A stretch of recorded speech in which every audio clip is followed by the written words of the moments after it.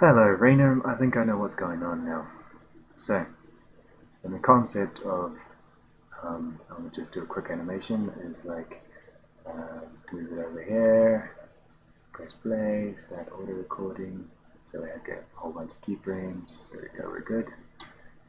Okay, so, I've just done a factory reset, loaded factory settings. Let's take a look at the preferences.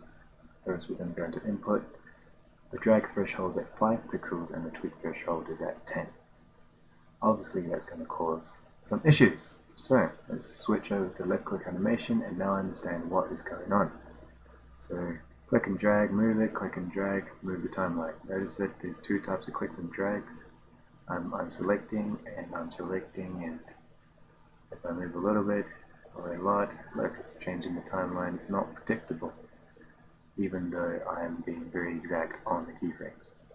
So it's not working the way I want it to. So the way I was troubleshooting, to go back to the user preferences, is in my input.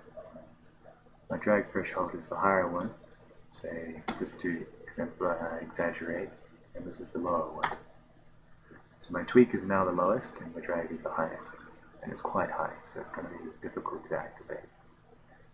But this is just for showcase purposes. So now, click and drag, everything's working as expected.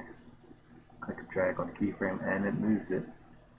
And if I move off the timeline or off a keyframe, like here in the middle, it moves the timeline.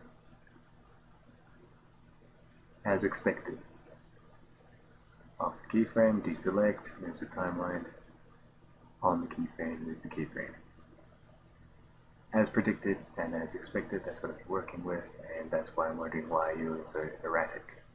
Obviously the factory default settings were not as desired as what I was troubleshooting to work out the whole drag and click drag system.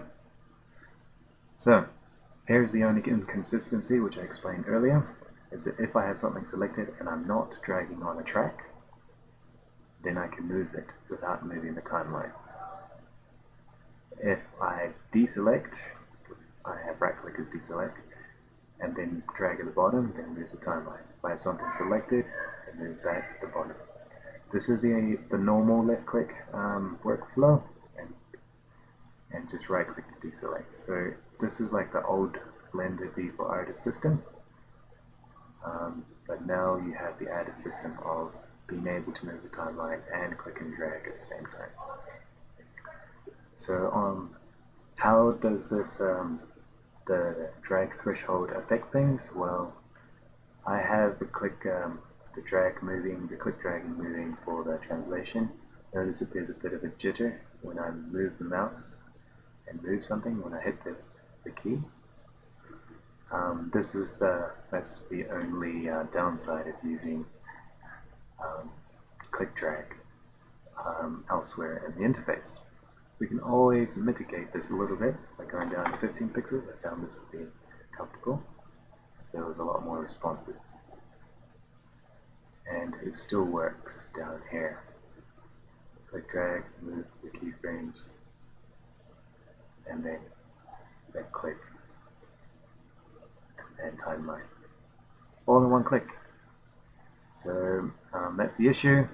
If we were going to use left click drag, we're just changing the settings so the drag is higher than tweaking.